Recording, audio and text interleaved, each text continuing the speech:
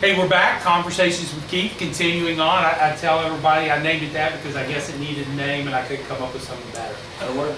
You got the K of conversation, the K with Keith. So conversations with Keith. Continuing on with the political interviews as we get into this, ready for the November 6th general election.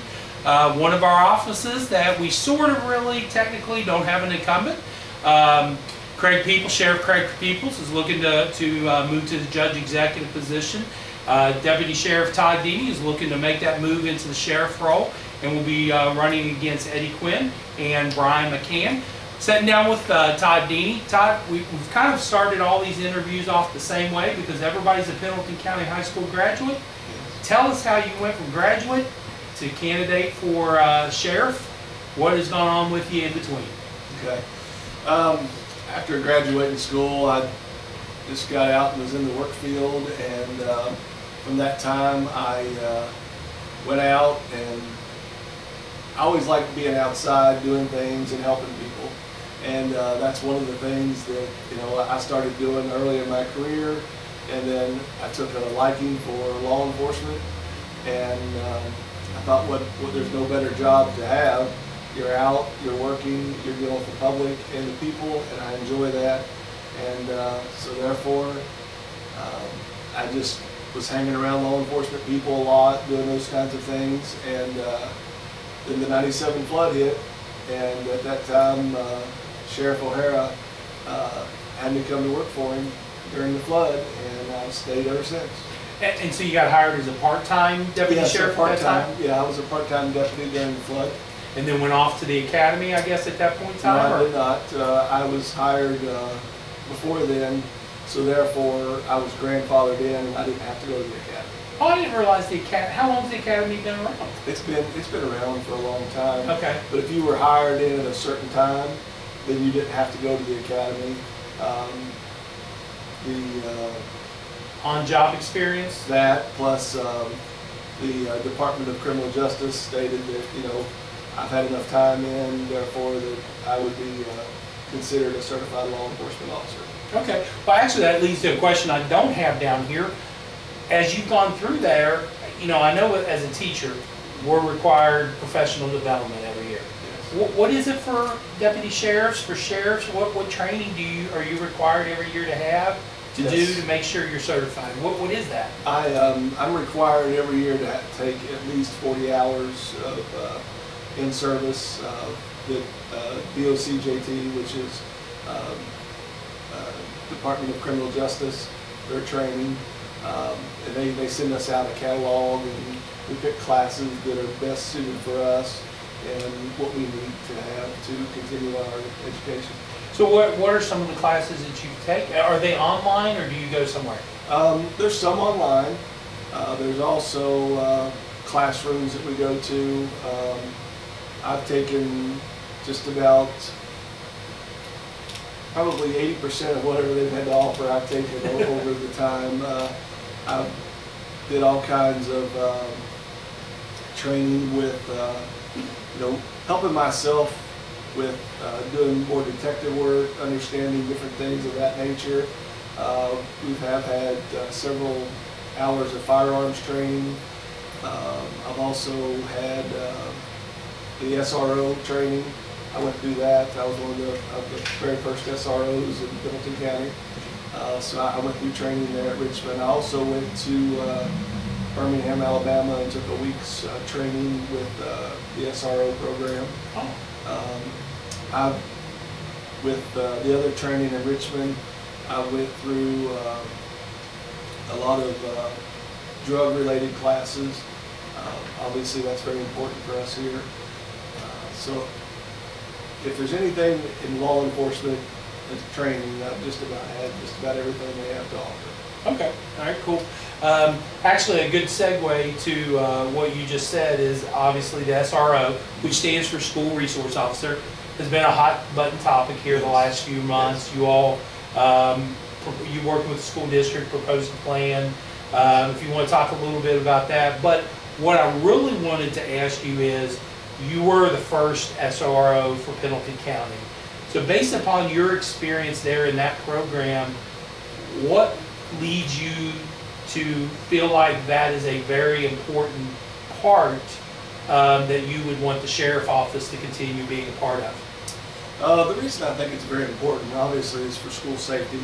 Having a sworn law enforcement officer there in the schools is very, very important. That does a lot of things. Obviously, it helps with making sure that the schools are safe, they're locked where they need to be. A lot of those things that we're looking for, that we would be out doing normal patrol. The other thing is that the connections and the bonds you build with the kids and the staff as well is very important. Still today, when I've been out of the schools now for 10 years, and I still get a lot of kids that come up and say, you know, hey, you were my school resource officer and those things, and it's helped me.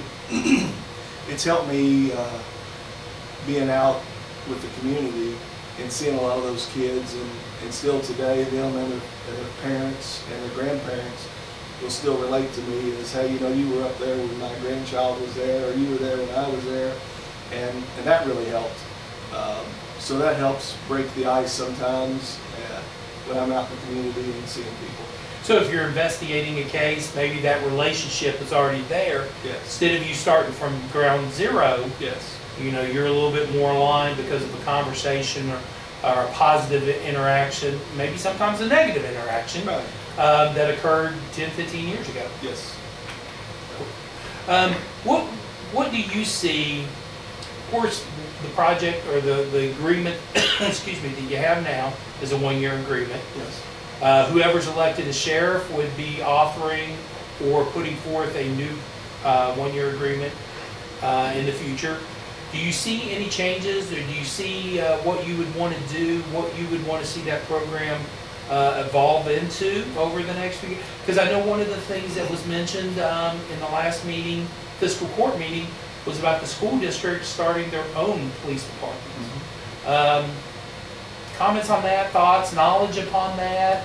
The reason I like us, the sheriff's office, having that, whoever would be elected sheriff, is that's worked under our office, and that's really good to be out there and to have it with us, and instead of having like several agencies having their own thing.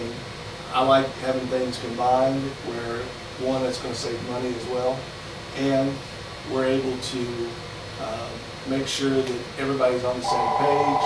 Our guys that work the schools relate to us as well, which is very important.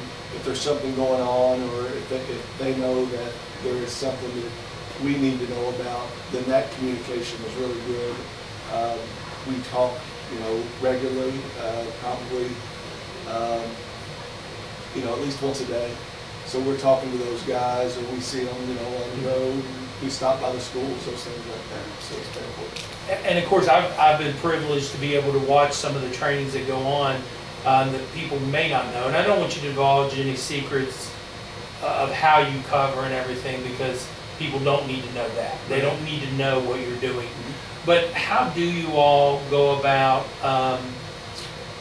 if there is an unfortunate case of something going on in school? What training or practice how often, I guess what it is, that you all sit down and discuss, or you actually practice responding to a school? We do a lot of that, especially when we're doing our training with our firearms training.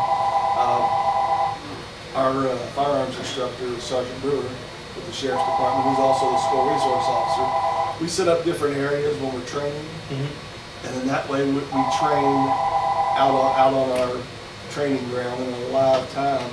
We're working those scenarios out, doing those things at our range. So when you go to your range, it's not just standing and shooting at a target. Oh no. Oh, no. see, I kind of thought you're just standing there and shooting like you would see at a gun range. No. We do. We got several barricades and different things that we put up, and we try to do a lot of these things that are timed, where we're moving through. And when you time it, it's not just to get through quick, but it's to see how well you work under pressure. Because anytime somebody puts a clock on you or something like that, then it intensifies things. There's several times we've been on the range, we would wear gloves. and it's not the tight fit gloves that you're wearing. It would be loose, and that way, that makes everything a little harder, and especially when you're reloading, it's not real smooth, so that puts a little pressure on you. So there's different things that we do throughout our training to try to prepare us for whatever we may need. I never knew that. I kind of always assumed you just stood there in one spot and fired your gun and Now we hit so many targets and now you're qualified. now we do some running and different things down on the ground, all kinds of stuff. Do you ever do, this is a side question, like we see in the movies, you ever slide across the top of a police cruiser? You don't barrel roll, taking shots like you see, the police officers in the movie theaters? If we're barrel rolling out there, we probably slipped or something. Normally, no. All right. Well, going on for the questions, a couple things to follow up on the school issue. Had one person ask about the DARE program. It was a program that was around for a year. I don't really think there's any programs now in the schools like that, from my knowledge. What's your thoughts on that program, bringing something like that back? Is the SRO kind of replacing that? But I had somebody ask about the DARE programs. The reason we stopped doing the DARE program was because it wasn't considered curriculum-based. You understand that, being in the teaching field. So that's kind of why that program went away. Our SROs that we have in place now, we've talked to them about trying to get some other programs in, whether it's a day program or it's something that they can go into a classroom and help a teacher teach with. And have that interaction. I think that's really good. So anytime we can bring out something from the outside in and get those kids involved in, or just give them some knowledge about something, I think that's a great thing. And of course, as the paper outlook, we sat down as an editorial board, not just me, but as a group, and sat there and we've had multiple discussions. We have taken the stance as a paper, and the only editorial and the only stance we've taken as a paper since I've been involved is the importance of an SRO in our district and our groups working together. So I wanted to say that up front, is that as a paper, we feel it's vital to be proactive for this department, for fiscal court, for school district, and even to the two city councils, challenging all the bodies to be involved and be proactive, so that we can lessen the chance that we ever have to cover a story on a school shooting. It's a very positive program. It's one of the important things that falls in the sheriff's office. That's the way I feel about it. It's very important. It's just the connections and everybody that you're with really works out well. And also you're getting to see the staff, which is really good too, and they tell you a lot of things. If I wasn't there and there was a teacher that thought something or saw something, maybe they wouldn't type in our tip line and say, hey, this. But if they see me out in class change or see me walking down the hall or one of our guys on a regular basis, they feel comfortable with them, easier to come up and say, hey, I noticed this is going on and it's worked out and we've got some good tips from that. It's just a great thing. Well, kids love to talk to a person that they feel comfortable around, and as they see that person more and more, they become more comfortable with that person. And the kids knows what's going on in their household, and a lot of the times they don't want to live in that environment, right? And they want somebody to help them because they feel powerless. Exactly. And there's a lot of times that the kids will ask some questions that we take for granted, maybe they know or don't know. And when I was up there, there was a lot of kids that said, I just don't know what to do if I get pulled over. As a parent, we think that maybe we've told our kids those things. Well, obviously, as a parent, our kids don't always listen to everything we say. So, they don't? Yes, I know. So, with that being said, then those are things that those kids would ask, different things like that. And that may also save that kid's life down the road, So that way if they get pulled over, they're not looking through the car, doing things, you tell them to keep their hands on the wheel and, wait for that officer to tell them what to do. Okay. All right, one other aspect, and we'll move away from schools, but during this discussion of SROs, there was a presentation at the same time about arming teachers, or staff, I should say staff, because it would be everybody involved in the school district who was involved in it. What's your thoughts on a option of arming staff that would be involved in being trained and working with a sheriff's office? Not separate, but working with them. My thing on that is I've been there. I know what goes on in the school life with the teachers and administrators.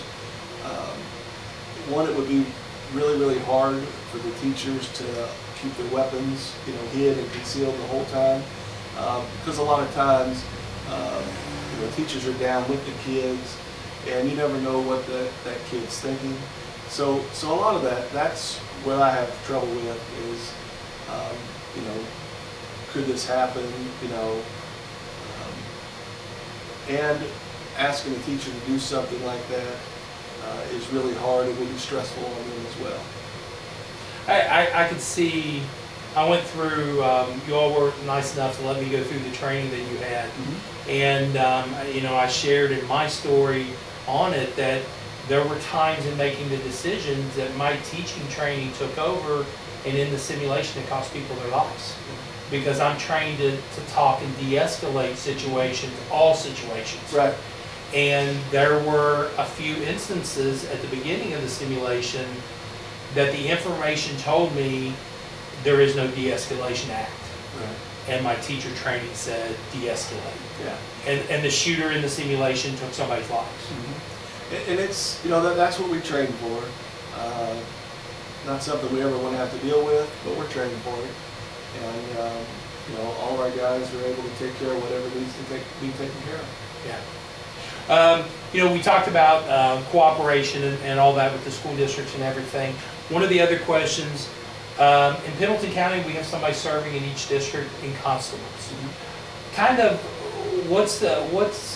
as you move forward, if you're elected and overseeing the sheriff's department, what role do you see constables having, if any? And what program, if any, there is to work together, or just, I understand the role of a constable 100 years ago when a sheriff couldn't get to Barry. Right. And, it may be on horseback and it was like an hour and a half. But now, that's not necessarily true. But at the same time, just like you said, right now you're the only one on duty, so it would take you time to get to Gardnersville or something like that. So what kind of role do you see, what kind of relationship do you see in that constable position? As far as the constables, Scott, can you turn that down? I don't have a problem with those guys, or whoever's elected constable, that are girls, it wouldn't matter to me. We can use them, a lot if we're working a big accident scene and they want to come out and direct some traffic, those kinds of things. And I don't have a problem with that. And if they're out patrolling their area, I don't have a problem with that either. It never hurts to have as many eyes out, as you can have. So as far as that, I have no problem with any of the constables there. I talk to them all whenever I see them. So, with that, I don't have an issue with them. Okay. I just, if we're called to it, we're going to work it. And, that's It kind of seems like an old thing that has been brought back, because I don't remember constables and such when I was, around here in the 80s and a teenager, and the beginning of my teaching career, but it seems to have become a real popular position the last decade or so. Yeah, it's ever since I've been in office, we've had a constable. So it's over 20 years, and it did pick up some speed there a little bit more, and that's fine. Yeah. We actually have races now of constable, multiple people wanting to be in that position. Moving on, one of the things that I've shared in other interviews, that this is a question that is the most unfair question, because nobody knows what the answer is. And when I say nobody, I'm talking about nationwide. Right. Drugs and the heroin epidemic, the meth epidemic, the opioids is a problem that federal, state, local governments are facing, and nobody has had a way to solve this problem. Here in Pendleton County, we have business people who say they can't fill jobs. because they can't pass drug tests. Right. You know, there's just so many things that go on. Yesterday, we had a lady who asked here if she knew where a police officer was because there was a needle sitting outside of BP and wanted somebody to come and expose. I mean, it's a constant issue. So, two-part question. Over the last few years, what have you been involved in doing to battle this issue? And then as leader of the sheriff's office, what would you plan on doing to continue the battle against these drug traffickers? Up till now, we used to rely a lot of times on the state police. They would send their undercover units over here. We would work with them, give them tips, things like that. And that seemed to work pretty good. And then as this problem got even worse, they were called other areas, and then they was just getting over here just a little bit. So we took the approach, we took a few classes, different things like that with Richmond. Went out with a lot of the undercover guys with KSB. We also used to be in with Buffalo Trace Task Force. And so we would go out with those guys a lot and kind of pick up what they were doing. And then we started doing a lot of that at the sheriff's office on our own, going out and doing a lot of that stuff. And in the last 8 to 10 years, we've picked up doing more of that. And we're doing a lot, you know, talking to the state police, letting them know that we're working this, or we've got this working, and they share information back with us as well. And that's been really good. And since that's been happening, we've gotten several more arrests with that, and we're able to take some of them to federal court, which is really good for us as Pendleton County, because then the more we can go get into federal court, they're going to get a longer time, a stiffer sentence, and then that saves Pendleton County tax money as well. And the people that we're getting will be gone out of the community a whole lot longer, which helps us work on this as well. You mentioned Buffalo Trace Task Force. Mm-hmm. What kind of time frame was that going on, and how long? Does that not even exist anymore? It doesn't exist anymore. That was all disbanded just because of lack of funding, things like that. We would pay a fee to them as a donation to get them to come in and work our county, and they would work all that. How long ago did that kind of go away? I'm going to say that that's probably been gone now about 3 to 5 years, somewhere in there. They've been gone. And then those 3 to 5 years, that's where you all been transitioning to doing it more locally. Yes, we've been doing it more locally, as well as you know, getting tips from the guys at the city of Falmouth. You know, also Chief Hale and Butler, getting some tips from him as well that, you know, helps us out and then reassures what we're getting. And that's where a lot of times our tip line that we have on our website, we get those tips, they're sent anonymous. A lot of times that just reassures what we already know.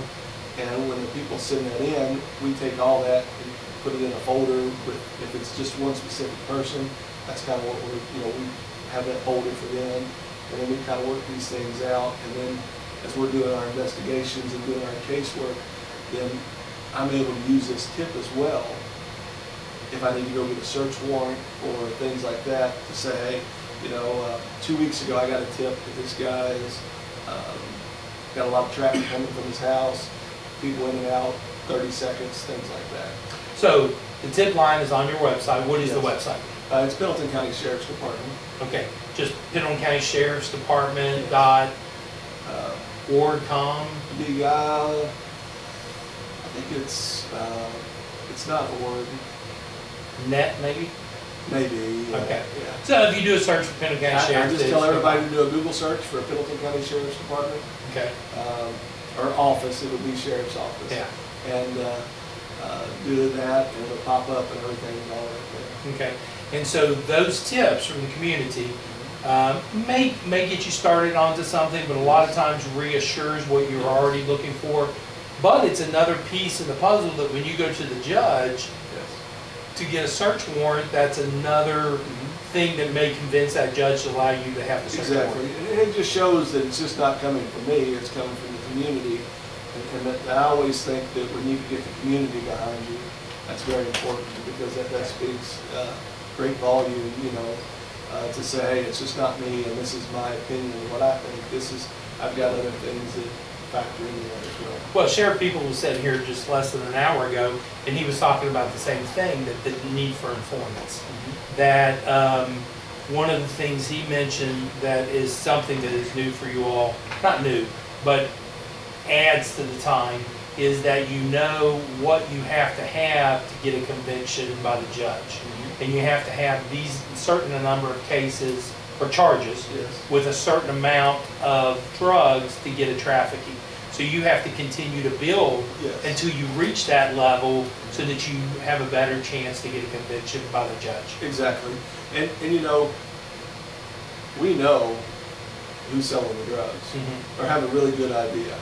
And just knowing that, that's not enough for me to go kick their door in and get them arrested. We have to do the casework, because we're going to be picked apart on all of our cases. Anything that we take, their attorney is just going to pick it apart. They're going to do everything they can.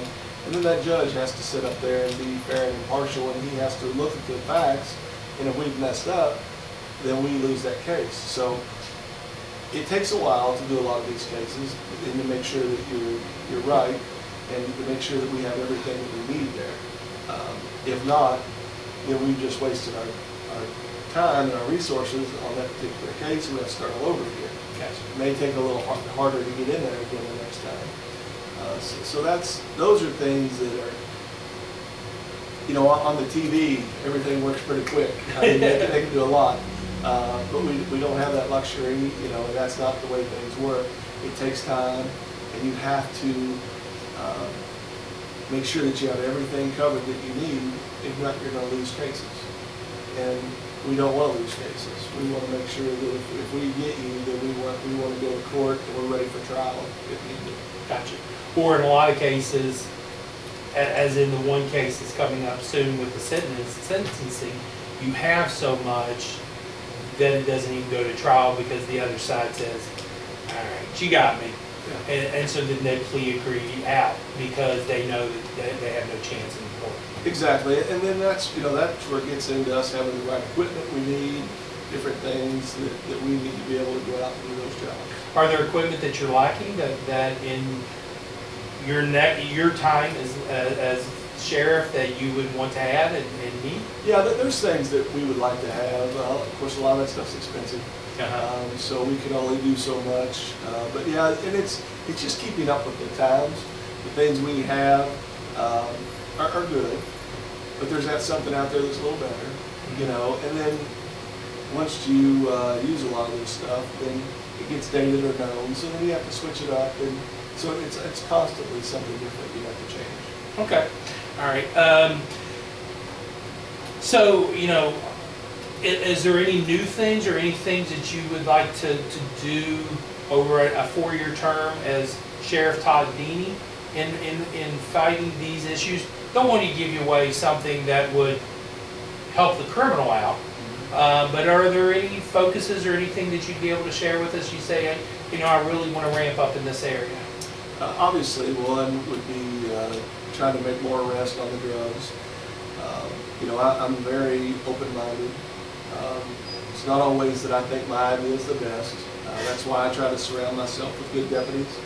And then also as well with other agencies, not only just in Pendleton County, but statewide.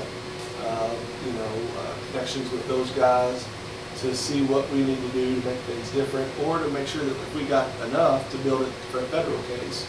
And those are really important.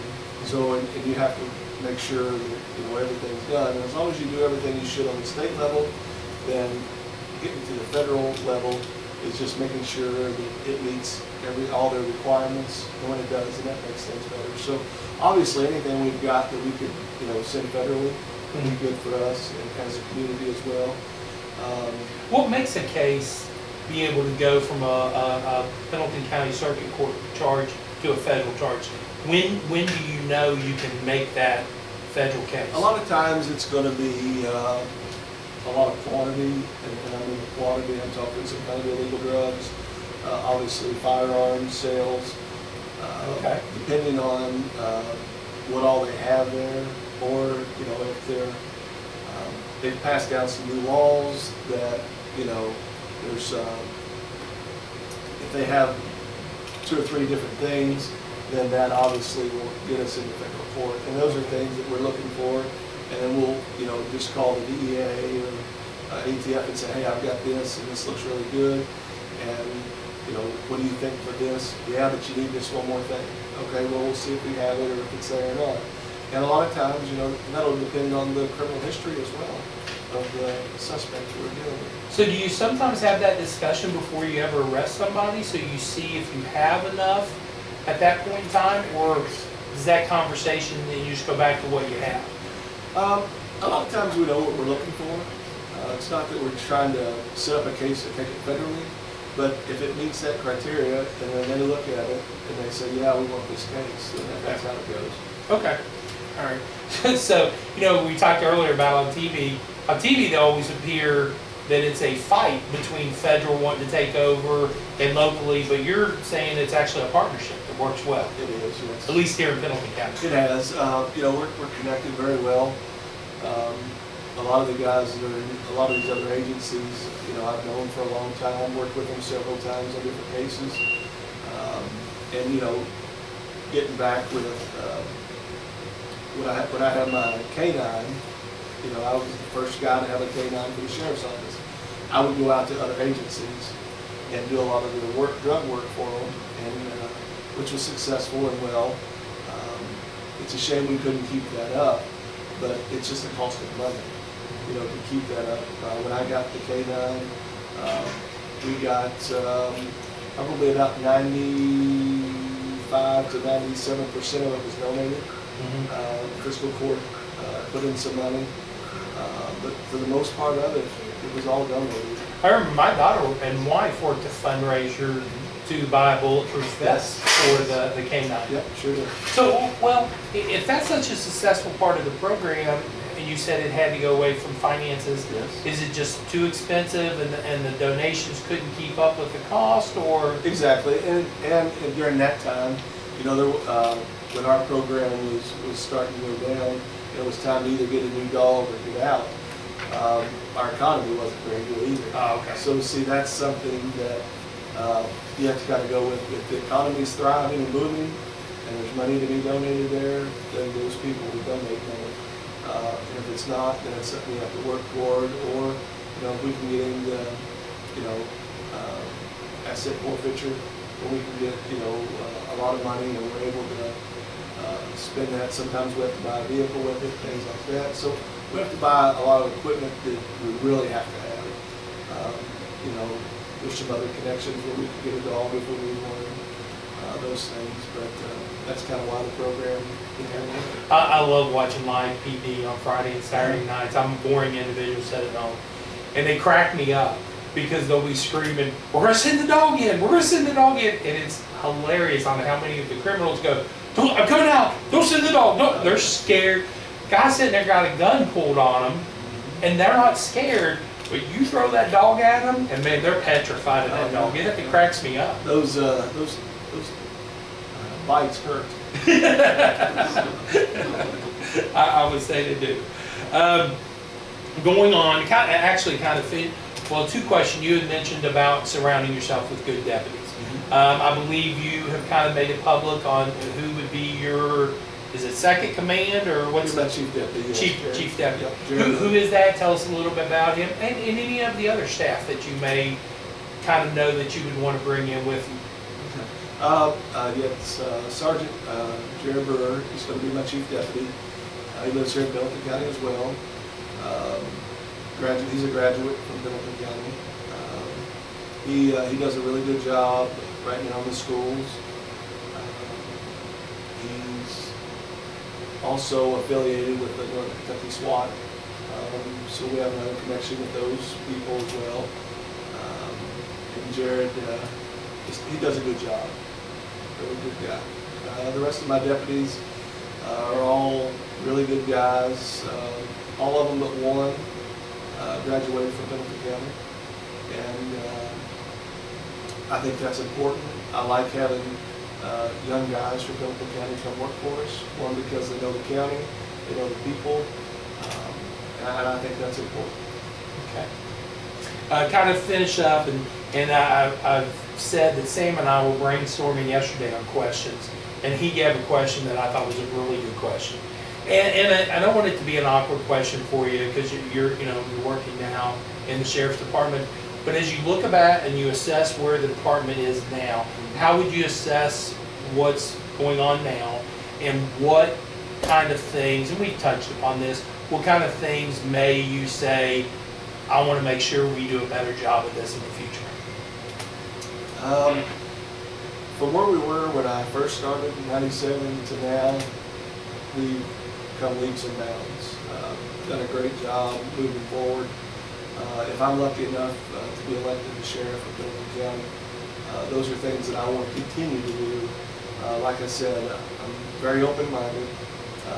It's not always my way is the best way. So if there's anything out there that can help us move forward, then I'm willing to try it or to look at it, or to get my guys' opinion on it, because I think that's important what my staff thinks. Obviously, we want to continue to have great coverage for Pendleton County. I want my guys to be out working, patrolling, and I want them to try to get to all the calls as quickly as possible. Sometimes we get stacked and we have a few calls that some are a little bit more important than others, and it takes us a little while to get to them. But those are things that I want to work on, just our response time and getting our guys there to do a good job for whoever's in need, or however we can help them, whatever the case may be. You said two terms there, great coverage. Yes. Define what that means. What is great coverage? Great coverage would be having someone out, having someone or two people out most of the day, which a lot of times, we do really well with that now. But it comes back to funding and being able to afford those people out there. So that's how we've kind of got our schedule set up, where we've got these guys out, and we have multiple guys out that we're able to have good coverage and be able to be spread out in the county as well. You mentioned response time.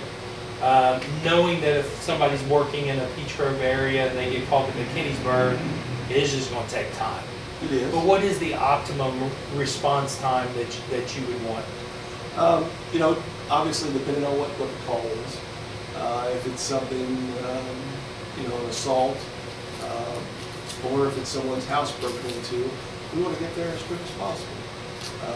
We don't know if the person's still there, and then if you come home and your house has been broken into, then you're kind of there by yourself as well. So then we want to be able to get there quick enough to protect you as well. So, if we can be there as soon as possible, depending on what's going on or where we're at in the part of the county, as far as the time limit, I just want to know as soon as possible. Obviously, I would love to be there every call within 10 minutes. It's just not going to happen. We can't do that. We don't have that coverage. If we had more people and we were broken up into different sectors, then yeah, we could be there within minutes, 10 minutes max. But that's not going to work. So we're going to get to everything just as soon as possible. And I listen to my radio all the time. I also I'm alerted whenever we have something going on, so I'm able to see those guys where they're going to and what's going on. Now, let's say it's a non-injury accident.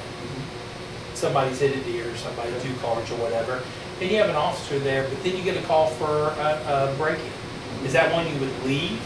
Do you leave that scene when it's a non-injury to go to them? Because you had said something about what the call was and where it was a priority. What we would do is make sure that we hurry up and got all the information, make sure that everybody's clear on what needs to happen, and if we didn't need a record, then we would take all our information, make sure they're good to go, and then we would leave immediately to go to that if it was something that was in progress. Now, if someone just come home, obviously no one's in their house, they walk in and realize that there's no one here that I've been bumping into, it'll probably take us just a little bit longer to get there, but then we'll be there really quick. Gotcha. So it just depends on what's at stake there. And is that the importance of the dispatcher to process that equipment or that information to you? They will process it and they will send it to us to let us know that they got something pending, and then it'll be up to that officer to make sure that he makes the right decision to leave or to do whatever he needs to do. Okay. Hey, in talking, I hadn't even planned to ask this question, hadn't even thought about it until you were talking. But one of the calls, listen to the scanner here in this position that I'm working in now, that is interesting to me is when the ambulance gets called to a scene where there's a drug overdose or something like that, Yes. and they stage them out, and the police actually have to go in first. Yes.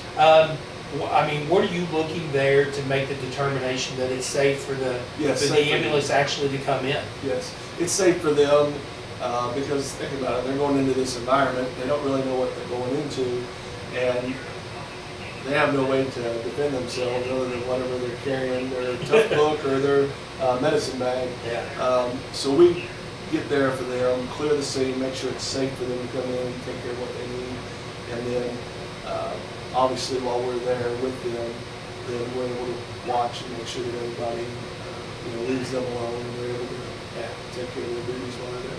Okay. Anything else you want the listeners, the readers to know about what they would get in voting for Todd Dennie? Or Billy Todd Dennie? It's okay. What I really want them to know is that I've lived here all my life, like I said. I'm very open-minded. I'm very caring and very passionate about Pendleton County. I love this place. I could go somewhere else and live. I chose not to do that. I brought my family here. We live here. Raised my kids here. I talked to my mother and father-in-law. They moved here and built a home here. I didn't know that. Yeah, I love this place. So whatever I can do to try to work to make Pendleton County great, then that's what I want to do. Like I said, it's not always my ideas. My guys may have a good idea, or someone comes in from the counter, they have a good idea, then that's important. And as far as the fiscal court, I want to work with them. I want to have goals for them, for me. Tell me as a fiscal court, what do you expect out of the sheriff's office? And those are things that I want to work with them to do the right thing. If it's the Falmouth Police Department, whatever they need, if they need us to help them out, we're here to do that. The same with the city of Butler. Chief Hale, I work with him quite a bit as well. I want them to know that we're here as a team to help whoever and to make this place move forward, as well as the state police. Those guys, whatever we can do to work with them or they work with us, however, that's what I want. And I think in working with the state police, we have a couple Pendleton County guys over there, so they have that passion for Pendleton County, Exactly. as well as wanting to serve their whole community. There's a little bit special to their hometown. Yeah, exactly. And I'll be very open-minded. So anyone, if I'm elected sheriff, they want to come and talk to me, I'll be at the sheriff's office, or they can call, I'll come out to their house. If they don't want to come in, I'll be more than happy to listen to them. If they have some ideas, I'll listen to it, and maybe I can, because I think that's where you can get a lot of good ideas, is listening to other people or seeing what they have and then tweaking it to make it better for us. Yeah, That's important. Yeah, and don't forget, for those of you out there, don't forget the tip line. Vital for us to continue this battle against drugs. We've been very honest as far as the paper here, that when there's an arrest of a drug trafficker, we're going to cover it. That's not the stories we want to cover, but it's the stories that we are, it's our responsibility to cover and let people know that this is not acceptable in our county, and we don't want that in our county. At the same time, I think anytime you have an interview with an emergency service, especially in your position where there are very dangerous situations you're going to go to every time, that you're called out, that we should thank you for that service.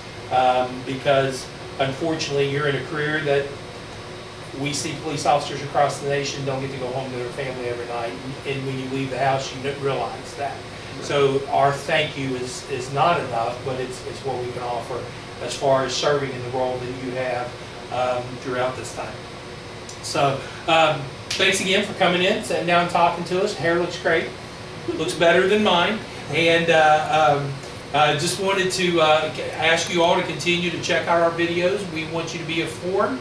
We're not doing the nasty national media where we're going to gotcha and try to blindside people with. We just want to inform you all, and so that you all have as much information as you possibly can. As I always say, I'll do a summary of this and it'll run into Tuesday's edition, but we do ask you to continue to go to the website and check out these full videos. That some are an hour in length, and you can get a little bit more information. Instead of listening to what I say about the interview, you can actually see the answers of all the candidates, see their body language, see how they answer, and the full answer that they're able to give. So appreciate you all taking, appreciate you coming out. We'll be back some other time with another candidate.